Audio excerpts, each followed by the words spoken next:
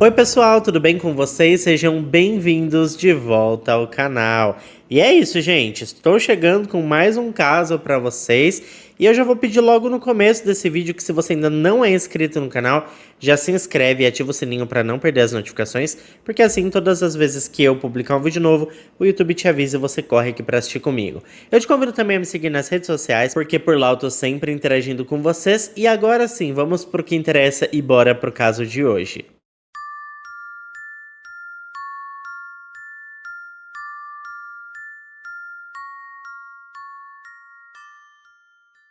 Isabela Mesa Sanches nasceu em janeiro de 2005 na Colômbia e foi criada principalmente por sua avó materna, já que nunca soube quem era o seu pai biológico. E enquanto isso, sua mãe, uma mulher chamada Sandra Mesa, trabalhava no México em busca de um futuro melhor para ambas. Embora se vissem muito pouco, a Isabela e a sua mãe se amavam intensamente e mantinham uma ótima relação. Não se pode dizer que a garota teve uma infância infeliz, na verdade, todos a descreviam como uma menina feliz, carinhosa, inteligente e cheia de vida. Ela também era muito bonita, sorridente e extrovertida, sempre dizendo que o seu maior sonho era se tornar uma modelo famosa um dia. Quando estava com 15 anos de idade, uma notícia mudou totalmente a sua rotina. A sua mãe informou que ela não viveria mais em Medellín com a avó, mas que iria para o México para morar com ela.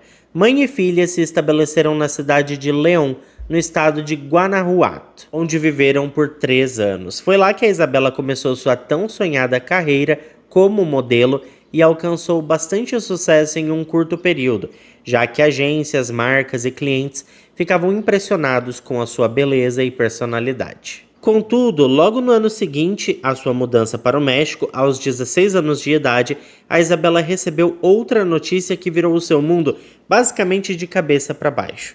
Ela estava, gente, grávida. O bebê era do seu namorado da época e o casal decidiu que iriam cuidar do bebê juntos. E a Sandra, a mãe da Isabela, super apoiou os dois. 9 meses depois veio ao mundo um menino que recebeu o nome de Maximiliano. Aqueles que conviveram com a Isabela disseram que a criança era sua prioridade absoluta e que o seu objetivo e sonho eram criá-la da melhor forma possível. 2 anos depois, a Isabela e o pai do seu filho terminaram o relacionamento, mas o término foi totalmente amigável e eles permaneceram amigos. Não apenas por causa da criança, mas também pela amizade que construíram ao longo desse tempo. Com isso, a Isabela e o seu filho voltaram a viver com a sua mãe, a Sandra, e a família costumava viajar para a Colômbia pelo menos uma vez por ano para visitar amigos e parentes. E foi durante as férias do ano de 2023 que a vida da Isabela tomou um rumo diferente. Durante a sua viagem a Medellín, ela iniciou um novo relacionamento com um homem chamado Sebastián Villegas, que era 2 anos mais velho e ocupava o cargo de soldado do exército colombiano. Mas a verdade é que os dois jovens já se conheciam há bastante tempo. Isso porque quando a Isabela tinha 13 anos, o Sebastián costumava ficar na saída da escola do bairro, observando as meninas e conversando com algumas delas. E foi assim que ele conheceu a Isabela pela primeira vez. Na época, as tentativas do garoto para conquistá-la não deram certo, mas ambos mantiveram contato por meio das redes sociais, trocando algumas mensagens de vez em quando. Assim que soube que a Isabela estava de férias no país, o Sebastián a convidou para sair e ela aceitou prontamente. E, gente, depois disso, rapidamente eles começaram um relacionamento que foi mantido virtualmente, já que a jovem voltou para o México com a sua mãe e o seu filho. Mas em pouco tempo, tudo começou a ficar muito estressante. O Sebastián era um homem muito ciumento e não fazia esforço nenhum para esconder isso. Eles conversavam o tempo todo por mensagens e videochamadas, como todo casal apaixonado faz, à distância. Mas o Sebastián se mostrava inseguro em relação ao trabalho da namorada, insinuando que devido à sua beleza e exposição, ela tinha muitos admiradores. Esse pensamento recorrente o deixava fora de si e o levava a controlar a autonomia e a privacidade da namorada. E daqui pra frente, gente, foi só ladeira abaixo.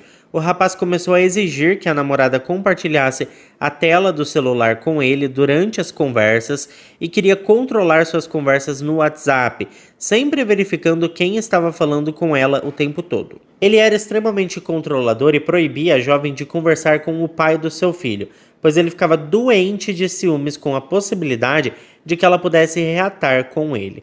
Mas assim como acontece na grande maioria dos relacionamentos tóxicos e abusivos, a Isabela ignorou esses sinais e passou a defender o namorado quando a sua mãe, por exemplo, dizia que ele estava fora de controle, ou mesmo quando as suas amigas alertavam a jovem de que ele era descontrolado e parecia muito violento. A Isabela sempre rebatia, dizendo que era normal ele sentir ciúmes porque ele estava apaixonado e a amava de verdade. Entretanto, não demorou muito para o Sebastian elevar as coisas a outro nível.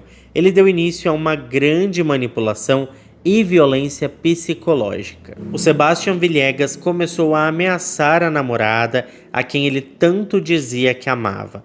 Mesmo ela mostrando todas as suas conversas do WhatsApp, ele começou a dizer coisas como que não conseguia nem imaginar vê-la com outra pessoa e que só de pensar nisso sentia vontade de morrer. Ele chegou a afirmar que se percebesse que ela estava conversando com outro homem, não hesitaria em tirar a vida de quem quer que fosse, até mesmo da própria Isabela, se fosse necessário. Mas, gente, incrivelmente, nem com tudo isso a Isabela ficou alarmada. Na verdade, ela contou para suas amigas que o Sebastian estava apenas brincando e a manipulação dele já estava tão agravada que ela estava no estágio de achar que tudo era culpa dela, que se ele estava tão enciumado, era porque ela tinha feito algo de errado.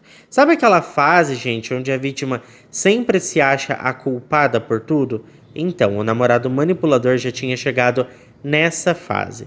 Bom, o fato é que o Sebastian também começou a descrever qual era o futuro da jovem. Ele já tinha planejado tudo e ela deveria apenas obedecer e seguir à risca tudo que ele mandasse. Ele esclareceu que a garota e o seu filho voltassem para a Colômbia para viver juntos, e a Isabela começou a se preparar para isso. Ela decidiu que viajaria primeiro sozinha para testar a convivência com o seu parceiro e então mais tarde levaria o seu filho. O encontro, pessoal, estava marcado para meados de janeiro de 2024.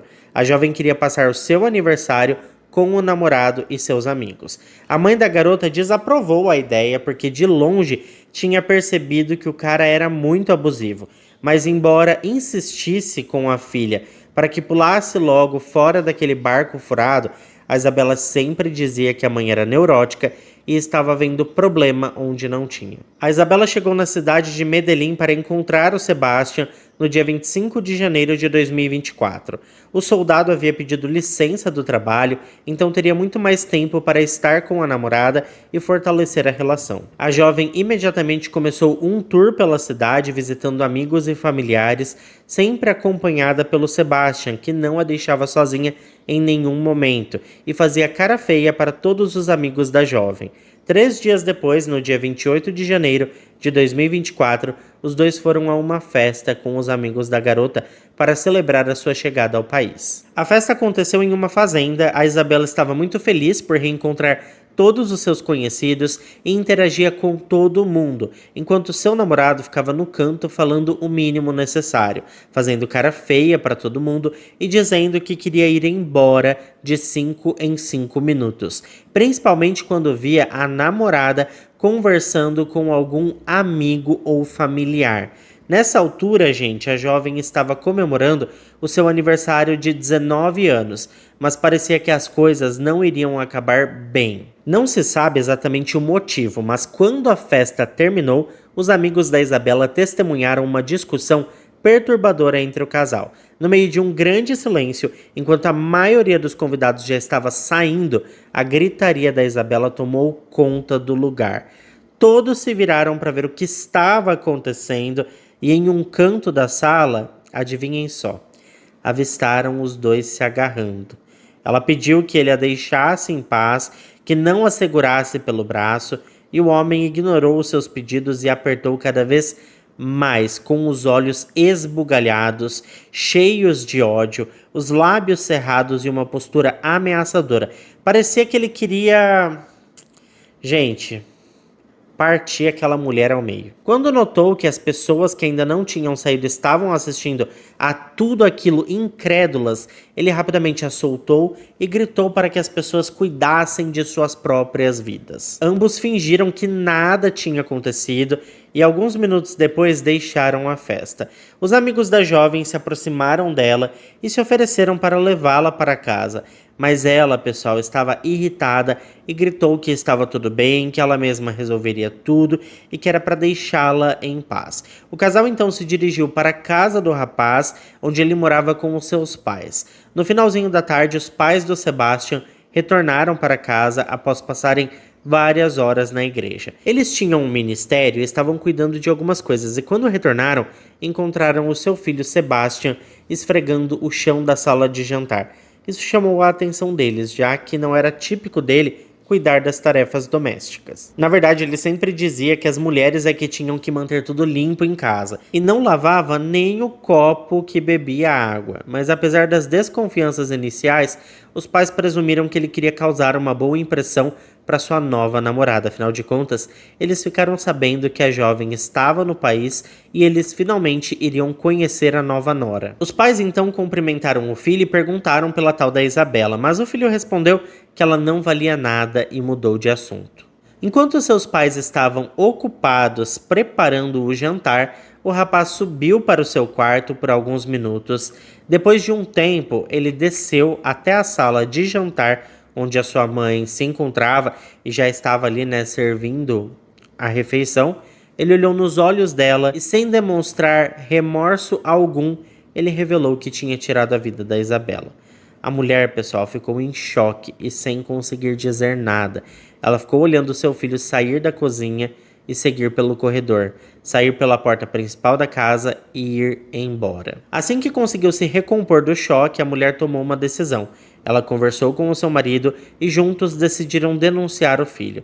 Imediatamente eles se dirigiram até a base onde o filho de 21 anos de idade estava prestando seu serviço militar e notificaram os superiores do jovem, que a orientaram a levar a denúncia até a polícia, uma vez que o caso deveria ser tratado pela justiça comum e não pela justiça militar. Antes de saírem do quartel, um dos superiores contatou a Polícia Nacional, informando sobre o que a mulher havia presenciado. A denúncia da mãe resultou em uma rápida intervenção policial, com diversos oficiais solicitando o endereço da residência e chegando para inspecionar o local. A tarefa não foi difícil. Após alguns minutos de busca, eles encontraram uma mala fechada de onde gotejava um líquido vermelho. Ao abri-la, eles encontraram a Isabela Meza em posição fetal, com várias perfurações e completamente imóvel. A jovem de 19 anos de idade, obviamente, já estava sem vida. Todas as evidências apontavam Sebastian Villegas como o único suspeito. Agora sua mãe tinha a tarefa de localizar a família da jovem. Desconhecendo qualquer informação, ela começou a pesquisar arduamente nas redes sociais do filho até finalmente encontrar Sandra Meza, a mãe da Isabela. Ambas estavam devastadas e puderam expressar os seus sentimentos. Naquela mesma noite, a Sandra viajou para a Colômbia, tomada pela dor, para tratar dos assuntos relacionados ali, ao velório da sua filha. Enquanto isso, o paradeiro do principal e único suspeito do crime era incerto, mas tudo mudou quando, na manhã do dia 29 de janeiro de 2024, Sebastian Villegas se apresentou voluntariamente à unidade militar em que servia e foi preso. Gente, ele nunca demonstrou nenhum pingo de remorso. A instituição militar emitiu um comunicado à imprensa anunciando o fato e repudiando todos os tipos de violência contra mulheres. O Sebastian Villegas foi indiciado, por feminicídio agravado e violência de gênero. Enquanto isso, a imprensa esmiuçava esse caso. O perfil da Isabela gerou grande empatia, não apenas por se tratar de um caso de violência contra a mulher, mas também porque ela era mãe de uma criança pequena que agora estava órfã. No dia 30 de janeiro de 2024, ocorreu a primeira audiência judicial. na qual Sebastião Villegas não aceitou as acusações que lhe foram imputadas. Ele se declarou inocente e deu luz verde para a investigação e o processo judicial.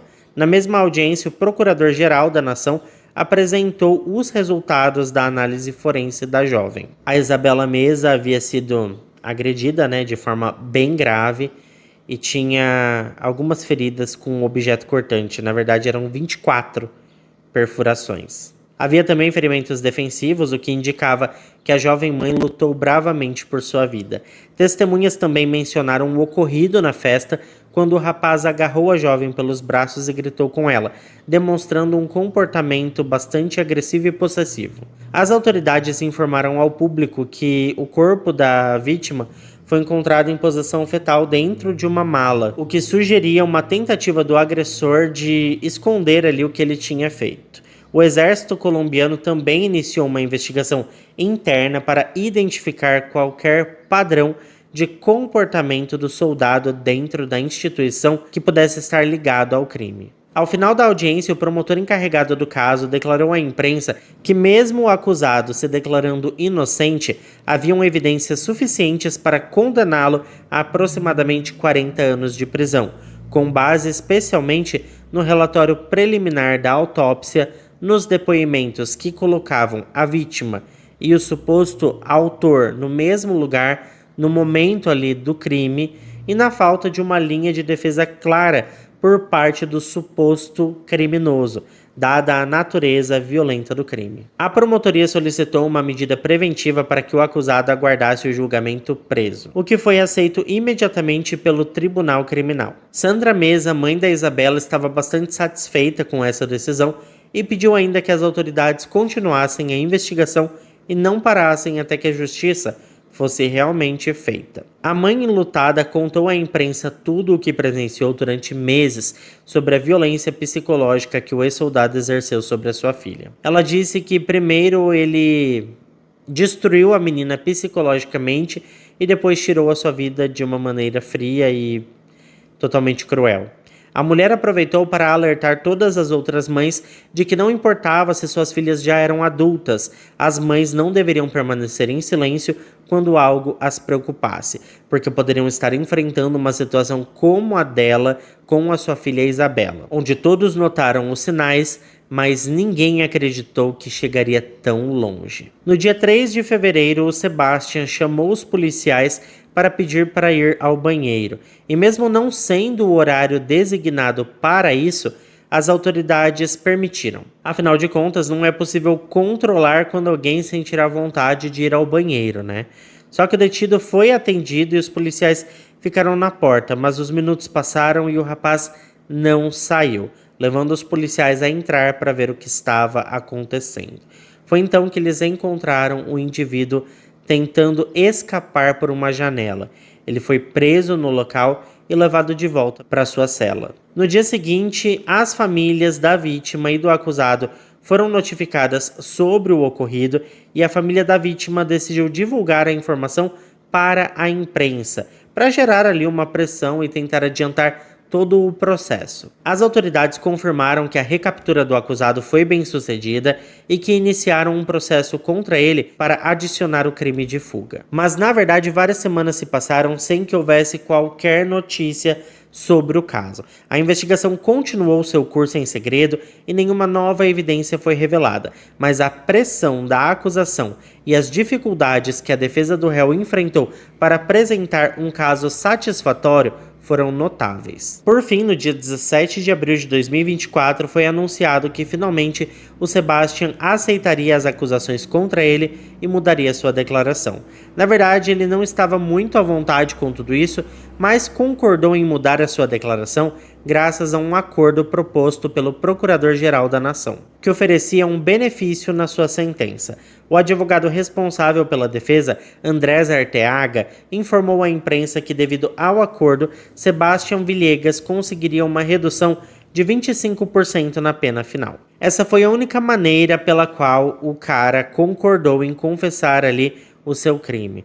Mesmo com essa diminuição, o jovem de 21 anos não tinha um futuro promissor, uma vez que a pena inicial, que era cerca de 40 ou 45 anos de prisão, foi reduzida para 31 anos atrás das grades, podendo ser liberado quando estiver com 52 anos de idade. E, obviamente, sem a possibilidade de reintegração ao exército. Como ele acabou aceitando as acusações, uma nova audiência foi agendada para o dia 9 de maio de 2024, na qual a pena final seria proferida. A notícia do acordo entre o Sebastián e a promotoria gerou forte rejeição em toda a sociedade colombiana, que acompanhava o caso diariamente pelos noticiários. Em resposta às críticas, as autoridades anunciaram que Sebastián Villegas não poderia mais usufruir de nenhum benefício adicional devido à gravidade e violência do crime cometido. Ou seja, ele não poderia mais ter sua pena reduzida no futuro por um bom comportamento, por exemplo, e nem obter prisão domiciliar. Enfim, o grande dia chegou e Sebastián Villegas foi julgado e sentenciado. Ele foi sentenciado, gente, a 31 anos e 3 meses de prisão, sem possibilidade de liberdade condicional, sem redução de pena por bom comportamento e sem qualquer possibilidade de prisão domiciliar. A mãe da Isabela expressou gratidão pela sentença e pelo apoio de todo o povo colombiano durante esse dramático processo. Ela também assumiu legalmente a guarda do seu netinho, o Maximiliano, junto com o pai da criança. E esse é mais um daqueles casos onde tiveram várias red flags, vários sinais foram ignorados e acabou terminando da pior maneira possível. Isso é bizarro, gente. E assim, é incrível porque às vezes a gente está diante de uma pessoa que está passando exatamente pela mesma coisa. A gente pode até falar, tentar fazer alguma coisa ali, tentar mudar a cabeça daquela pessoa e ela simplesmente não vai aceitar, vai se virar contra você, vai ficar com o presente de Deus e o final a gente já sabe, né? Isso acontece muito mais do que a gente imagina. Eu tenho certeza que você já se deparou com algum caso parecido. E se deparou com algum caso parecido, deixa pra mim aqui embaixo nos comentários que eu vou adorar pesquisar sobre. Muito obrigado a quem ficou até aqui comigo. Se ficou até aqui, não esquece de deixar o seu like que ajuda muito na divulgação do canal. Eu fico por aqui, um beijo pra todos vocês e até o próximo vídeo.